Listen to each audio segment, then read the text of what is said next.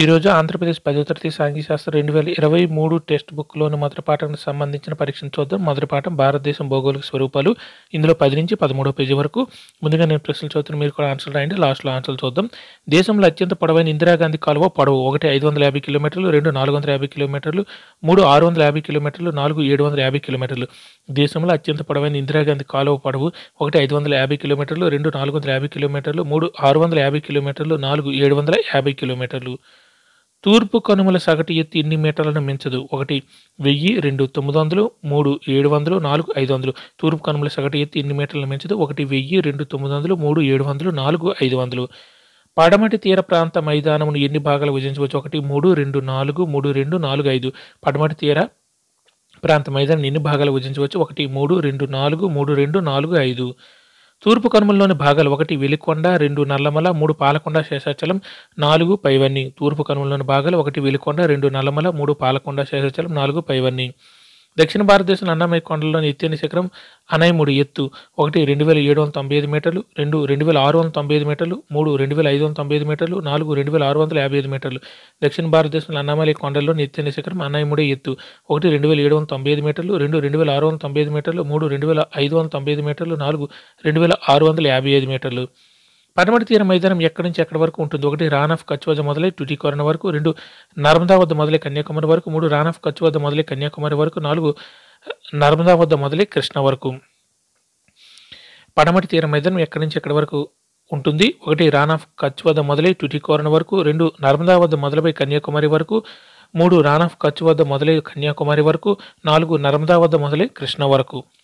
చింతపల్లి ఆంధ్రప్రదేశ్ వద్ద ఉన్న అరులోయ కొండ లేదా అరులోయ కొండ ఎత్తు 1 1680 మీటర్లు, 2 1880 మీటర్లు, 3 1860 మీటర్లు, 4 1870 మీటర్లు. చింతపల్లి ఆంధ్రప్రదేశ్ దగ్గర ఉన్న అరులోయ కొండ ఎత్తు 1 1680 మీటర్లు, 2 1880 మీటర్లు, 3 1860 మీటర్లు, 4 1870 మీటర్లు. మలబార్ తీర ప్రాంతం ప్రధానంగా ఏ రాష్ట్రంలో ఉంది? 1 కర్ణాటక, 2 మహారాష్ట్ర, 3 తమిళనాడు, 4 కేరళ. మలబార్ తీర ప్రాంతం ప్రధానంగా ఏ రాష్ట్రంలో ఉంది? 1 కర్ణాటక, 2 మహారాష్ట్ర, 3 తమిళనాడు, 4 కేరళ. థార్ ఎడారి ప్రాంతంలో ఉన్న ఒకే ఒక్క నది 1 తపతి, 2 నర్మదా, 3 లూని, 4 సింధు.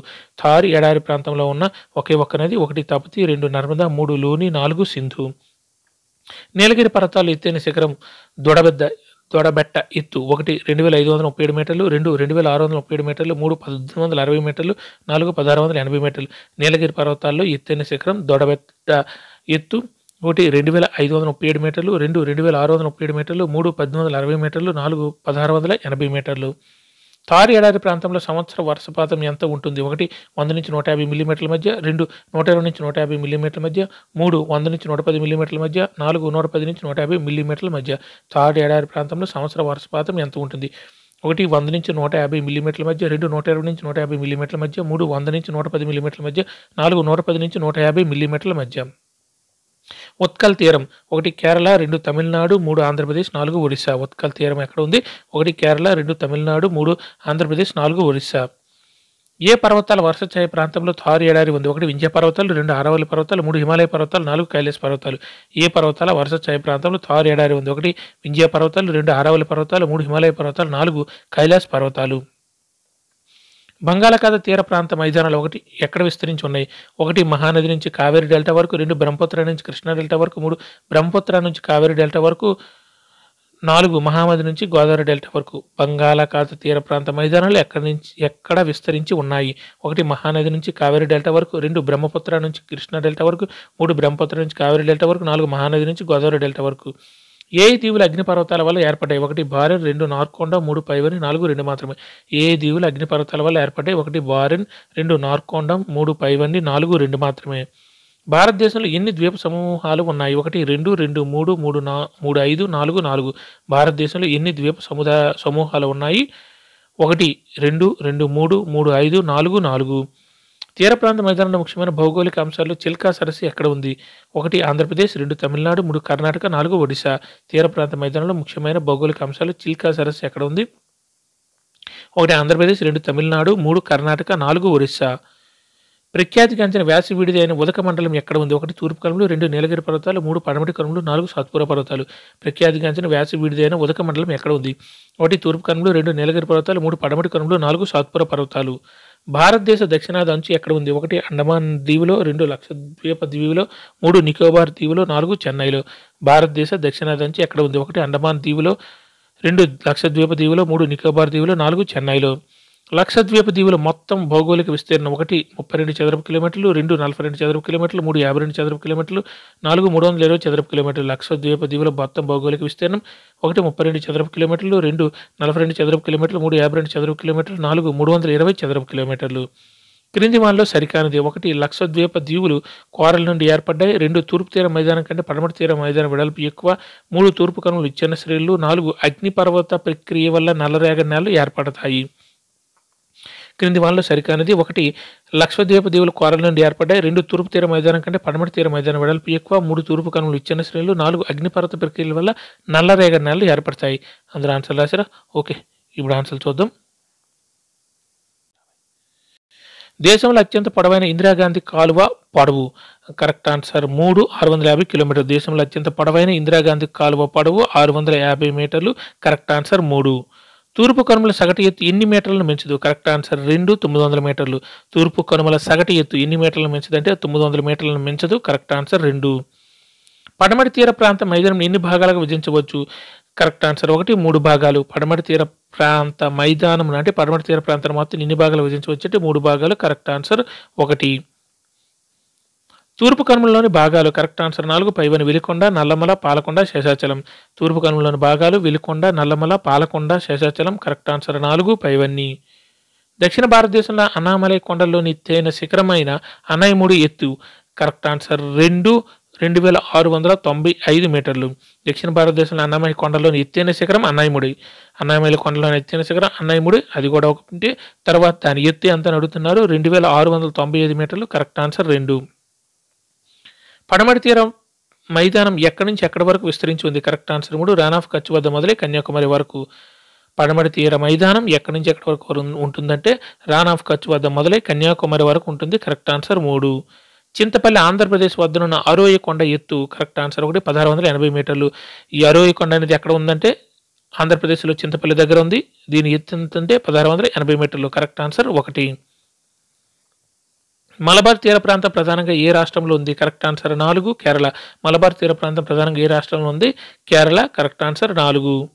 తారు ఎడారి ప్రాంతంలో ఉన్న ఒకే ఒక్క నది. Correct answer 3 Luni. తారు ఎడారి ప్రాంతంలో ఉన్న ఒకే ఒక్క నది లూని. Correct answer 3.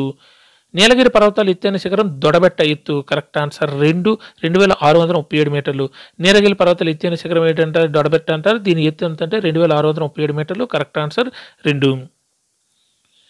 థార్ ఎడారి ప్రాంతంలో సంవత్సర వర్షపాతం ఎంత ఉంటుంది? కరెక్ట్ ఆన్సర్ 1 100 నుంచి 150 మిల్లీమీటర్ల మధ్య. థార్ ఎడారి ప్రాంతంలో సంవత్సర వర్షపాతం ఎంత ఉంటుందంటే 100 నుంచి 150 మిల్లీమీటర్ల మధ్య. Correct answer 1. ఉత్కల్ తీరం. Correct answer 4 Odisha. ఉత్కల్ తీరం అని ఏ తీర ప్రాంతాన్ని అంటారంటే ఒరిస్సా తీర ప్రాంతాన్ని ఉత్కల్ తీరం అంటారు. Correct answer 4. ఏ పర్వతాల వర్షఛాయ ప్రాంతంలో థార్ ఎడారి ఉంది? కరెక్ట్ ఆన్సర్ 2 ఆరావళి పర్వతాలు. ఏ పర్వతాల వర్షఛాయ ప్రాంతంలో థార్ ఎడారి ఉందంటే ఆరావళి పర్వతాల వర్షఛాయ ప్రాంతంలో థార్ ఎడారి ఉంది. Correct answer 2. బంగాళాఖాత తీర ప్రాంత మైదానాలు ఎక్కడ విస్తరించి ఉన్నాయి? అదే తూర్పు తీర మైదానం లేదా బంగాళాఖాత తీర ప్రాంత మైదానాలు ఎక్కడ విస్తరించి ఉన్నాయంటే కరెక్ట్ ఆన్సర్ 1 మహానది నుంచి కావేరీ డెల్టా వరకు. బంగాళాఖాత తీర ప్రాంత మైదానాలు ఎక్కడ విస్తరించి ఉన్నాయంటే పైన మహానది నుంచి కింద కావేరీ డెల్టా వరకు. Correct answer 1. ఏ దీవులు అగ్ని పర్వతాల వల్ల ఏర్పడ్డాయి? కరెక్ట్ ఆన్సర్ 3 పైవన్నీ. బారెన్, నార్కోండం. ఏ దీవులు అగ్ని పర్వతాల వల్ల ఏర్పడ్డాయి అంటే బారెన్, నార్కోండం. కరెక్ట్ ఆన్సర్ 3 పైవన్నీ. భారతదేశంలో ఎన్ని ద్వీప సముదాయాలు ఉన్నాయి? Correct answer 1 2 ద్వీప సముదాయాలు. లక్షద్వీప దీవులు, అండమాన్ నికోబార్ దీవులు. భారతదేశంలో ఎన్ని ద్వీప సముదాయాలు ఉన్నాయంటే 2. Correct answer 1. అవి ఏంటంటే లక్షద్వీప దీవులు, అండమాన్ నికోబార్ దీవులు. తీర ప్రాంత మైదానంలో ముఖ్యమైన భౌగోళిక అంశాలలో చిల్కా సరస్సు ఎక్కడ ఉంది? Correct answer 4 Orissa. తీర ప్రాంత మైదానంలో ముఖ్యమైన భౌగోళిక అంశాల్లో చిల్కా సరస్సు ఎక్కడ ఉందంటే ఒరిస్సాలో ఉంది. Correct answer 4. ప్రఖ్యాతిగాంచిన వ్యాసి విడిదైన ఉదక మండలం ఎక్కడ ఉందంటే కరెక్ట్ ఆన్సర్ 2 నీలగిరి పర్వతాలు. ప్రఖ్యాతిగాంచిన వ్యాసి విడిదైన ఉదక మండలం ఎక్కడ ఉందంటే నీలగిరి పర్వతాలు. Correct answer 2. భారతదేశ దక్షిణాది అంచు ఎక్కడ ఉందంటే కరెక్ట్ ఆన్సర్ 3 నికోబార్ దీవులు. భారతదేశ దక్షిణాది అంచు ఎక్కడ ఉందంటే నికోబార్ దీవుల్లో. Correct answer 3. లక్షద్వీప దీవుల మొత్తం భౌగోళిక విస్తీర్ణం. కరెక్ట్ ఆన్సర్ 1 32 చదరపు కిలోమీటర్లు. లక్షద్వీప దీవుల మొత్తం భౌగోళిక విస్తీర్ణం 32 చదరపు కిలోమీటర్లు. Correct answer 1. క్రింది వానిలో సరికానిది. Correct answer 2. తూర్పు తీర మైదానం కంటే పడమటి తీర మైదానం వెడల్పు ఎక్కువని ఇచ్చారు. వెడల్పు తక్కువ. తూర్పు తీర మైదానం కంటే పడమటి తీర మైదానం వెడల్పు తక్కువ. కాబట్టి ఇది సరికాదు. ఈ వాక్యం అనేది సరికాదు. కాబట్టి కరెక్ట్ ఆన్సర్ 2. మిగిలినవి లక్షద్వీప దీవుల కోరలను ఏర్పడతాయి. అది రైటు. తూర్పు కనులు విచ్ఛిన్న శ్రేణులు అది కూడా రైటు. అగ్నిపర్వత ప్రక్రియ వల్ల నల్లరేఖలు ఏర్పడతాయి. ఇది కూడా రైటు. రెండో ఆప్షన్ మాత్రం రాంగ్ అది. కాబట్టి కరెక్ట్ ఆన్సర్ 2 సరికానిది అని అడిగారు కాబట్టి కరెక్ట్ ఆప్షన్ 2. అందులో ఎగ్జామ్ బాగా రాశారా? కింద ఆన్సర్లు కూడా నేను చూసుకోండి.